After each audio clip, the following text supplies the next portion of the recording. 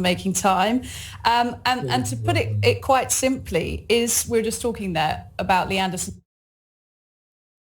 the person, the man, the language that's being used. Is he a net asset or a drag for the Conservative vote at the moment?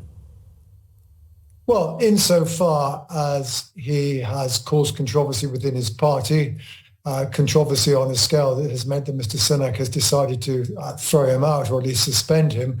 At present, at least, I think, you have to say that his activity is a net disadvantage to the party.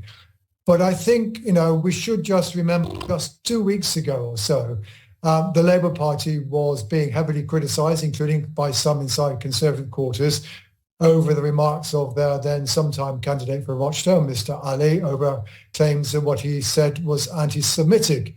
Did that in the end have any obvious impact on Labour's standing in the opinion polls? Well, the answer is it hasn't. And I think one probably has to say that that's also the likely outcome of this current argument about Mr Anderson. In the end, one can exaggerate the extent to which for the wider public these arguments wasn't anti-Semitic or racist or Islamophobic or not.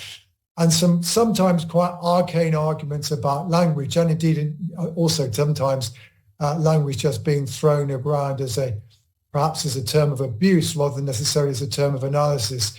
This doesn't necessarily have that much impression on the wider public, who in the end of the day are much more concerned about, well, have I got enough money to feed our kids, and can the NHS look after me? Yeah, it's a good point, Sir John Curtice, because every time I speak to members of the public on this show, the thing that they want most, of course, is shorter doctors' waiting times. They want more money in their pockets, exactly like you said there. They want policy and they want change and they want things to progress in this country, and they're not interested in language and arguments as such. I mean, but why then do the parties spend so much time doing this to each other, do you think, in the lead up to an election? Well, because the honest truth is almost inevitably, it's very difficult for parties to avoid throwing arguments against their opponents when they think their opponents are in trouble. If we just take, for example, where the Labour Party is at the moment, the Labour Party has had a certain amount of difficulty with the Muslim community because of the stance that Sir Keir Starmer has taken over the conflict in the Middle East. Attacking what Lee Anderson says is a way, at least, of the Labour Party sending a signal to to Muslim voters that the Labour Party, in the end, understands some of their concerns. Equally, why does the Conservative Party? I think that perhaps it was to its advantage to attack Mr Ali's remarks on Rochdale. Well, again, because they know that Sir Keir Starmer has been very, very keen to suggest that under his leadership, the anti-Semitism of which the party was accused under Jeremy Corbyn doesn't exist anymore. But if we go back 30 years, you go back to when John Major was in trouble over sleaze. Well, the Labour Party almost inevitably continued to follow that as a line of attack because they thought it was going to be productive.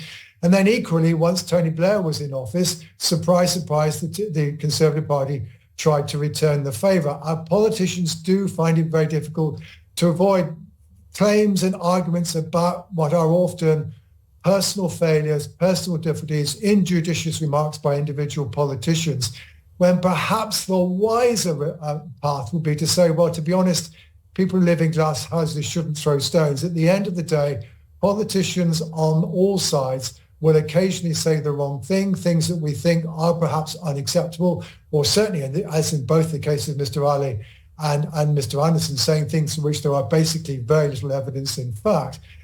These things do happen, but they happen in the end amongst politicians on all sides.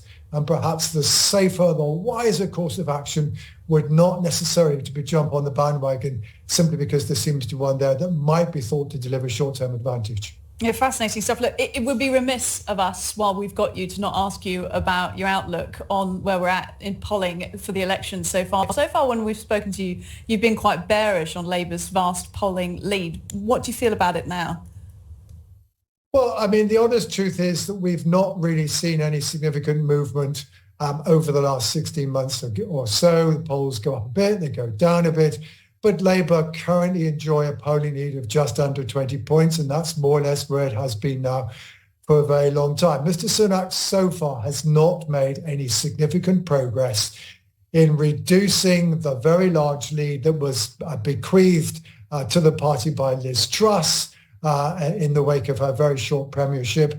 And the problem for him is simply that time is beginning to run out. I think now the last, perhaps maybe almost the last throw of the dice that the party is hoping to throw is on the 6th of March, when we are told it will be trying to introduce some tax cuts, though how much room it's going to have for tax cuts, or at least tax cuts without also spending cuts, is something we will have to wait and see.